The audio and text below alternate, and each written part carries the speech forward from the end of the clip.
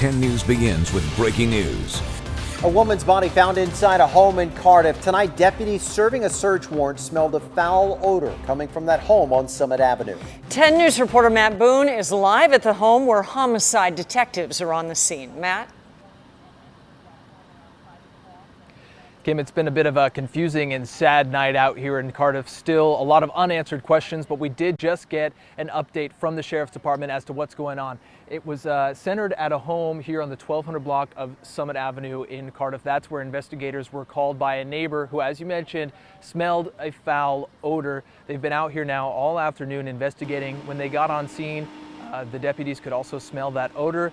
They ordered a search warrant and began to search the property. They made their way back into a smaller residence in the back, and that is where they say they found the woman. At this point, we don't know how or why she was killed. We also don't, or how or why she died. It's unclear if she was killed.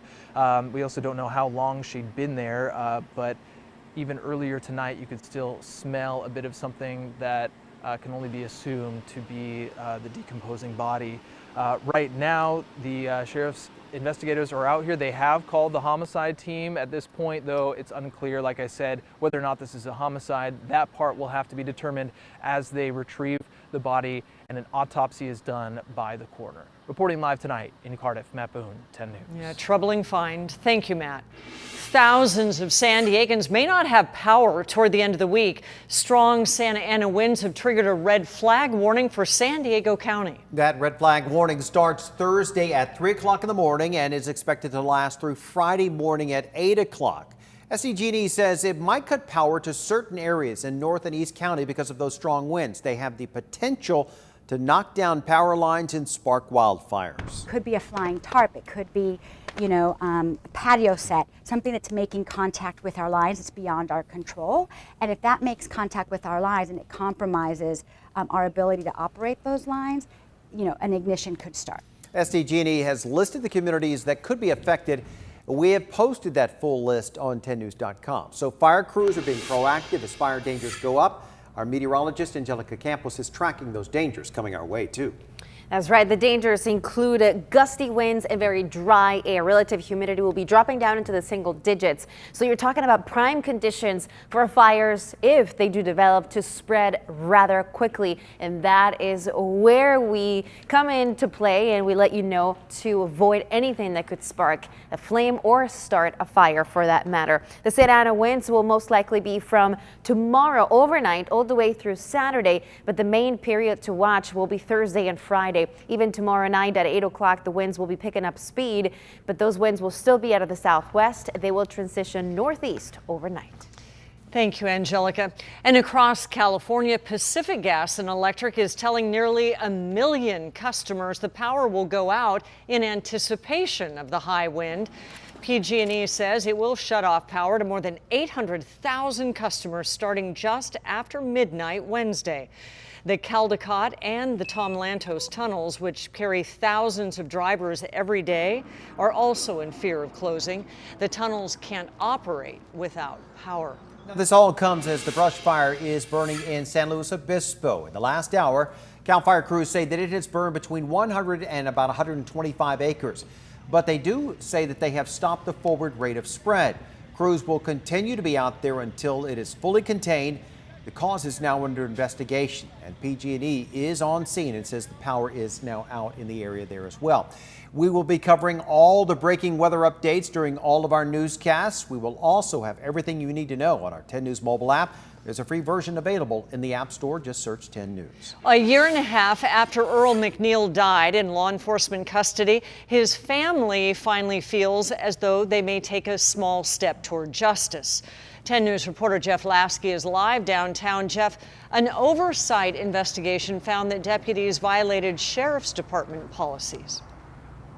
Yeah, Kimberly, McNeil's family was here tonight at the County Administration Building as the Citizens Review Board met to go over the investigation they launched into McNeil's death. And their investigators found that one deputy with the Sheriff's Department did violate department policy by lifting up a shirt over McNeil's face.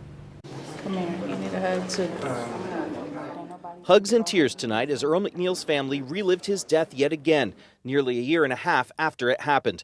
The video remains hard to watch. His body did not look like he had not been touched. His body had been brutalized.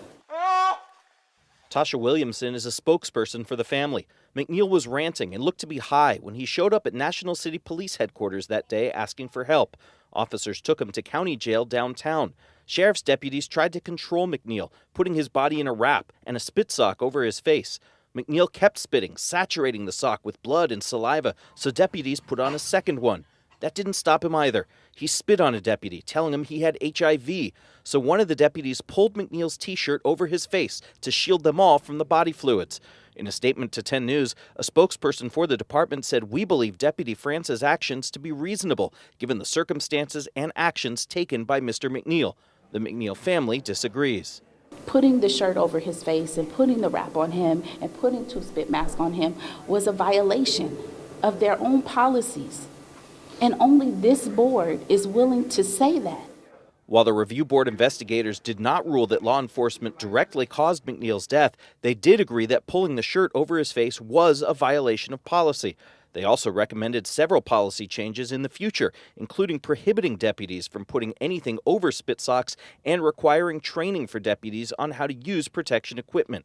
The sheriff's spokesperson tells 10 News they think the recommendations have merit and that they'll see how they could be implemented. Now, tonight, the board met in closed session to vote on whether or not to make those investigations findings official. However, they did not reveal how they voted. We'll let you know when they do. One thing to note, however, those rulings from the Citizens Review Board, they are just their opinion. Their oversight does not actually have direct consequences. It cannot force action to change from law enforcement. Live downtown, Jeff Lasky, 10 News. All right, Jeff, thank you. San Diego police released the body camera video of the moment officers shot and killed a man in El Cerrito who charged at them with a shovel. A warning, the video is a little difficult to watch. Drop it! Drop it! Drop it! We did freeze that video at the moment officers opened fire on Dennis Carolino. It all played out in a matter of seconds back in August. Now, police were called to the house by Carolino's aunt, who told them that he had thrown a brick at her. Under a new state law that took effect in July, police had 45 days to release that video. That deadline was today.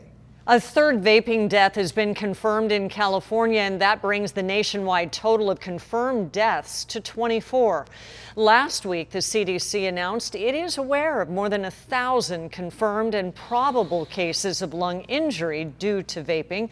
And right now, that spans 48 states and the U.S. Virgin Islands. After hours of public comment, the city of El Cajon is holding off on a decision to crack down on vaping products and flavored tobacco. However, the City Council unanimously decided to increase penalties when it comes to selling tobacco products to minors. Each violation comes with a $2,500 fine. If 4 violations occur within a 3-year period, a business would lose its license. But the big topic of discussion was a ban on the sale of vaping products. Many business owners are in favor of stricter regulations, but not the ban. They also say kids will just buy products online. Gas stations, places like that don't care. So it's either that, people on the streets, or getting THC cartridges from people that don't know what they're doing. City Council will vote on banning the sale of vaping devices and flavored tobacco at a later date. Well, after days of searching for a suspect, there is news of an arrest in the tragic hit and run of an East County cyclist. 10 News anchor Lindsay Pena is in Ramona with what we know about the man now in custody. The suspect was taken into custody Tuesday on this block here in Ramona. Neighbors we spoke with surprised it happened on this quiet street. The California Highway Patrol says they were led to the area by witnesses who saw a late model Ford Edge with damage parked in a garage, matching the description of the one seen at the crash that seriously injured Michelle Scott back on October 2nd. Scott was cycling on State Route 67 near Dye Road when investigators say someone hit her and took off, leaving her on the road and driving away with her bike still lodged in the front grille. On Tuesday, investigators arrested 32-year-old Chase Richard, who they say is a Ramona resident. Although it's a close-knit community, friends and family of Scott tell 10 News they don't know who he is. Scott remains on life support at Palomar Medical Center, and while her husband wasn't up to speaking to us Tuesday night, said this when asked last week about the person who hit his wife. I'm actually mostly focused on the recovery of my wife Anger is not going to help the recovery process. Anyone with any information on this incident is being asked to call the CHP. Reporting in Ramona, Lindsay Pena, 10 News. California renters will be protected from severe rate hikes and some evictions. Governor Gavin Newsom signed 4 housing bills into law today. One of the new laws caps rent increases statewide at 5% each year plus inflation until January 1st of 2030. It also bans landlords from evicting tenants for no reason. This is a movement afoot all across this country because it may be mostly acute here in California, but is not unique, this affordability crisis in our nation. The other new laws protect against housing discrimination. They restrict the amount of money that landlords can charge service members for rental deposits and bans discrimination because of veteran or military status. These laws go into effect January 1st. Tonight, the city of La Mesa voted unanimously to pass one of the most progressive marijuana ordinances in the county. La Mesa is now the first city in the county without a hard cap on the number of dispensaries within city limits. City officials believe this will help curb the amount of illegal pot shops operating without a license. A city council member also estimates the new ordinance will bring in nearly $2 million a year in city taxes.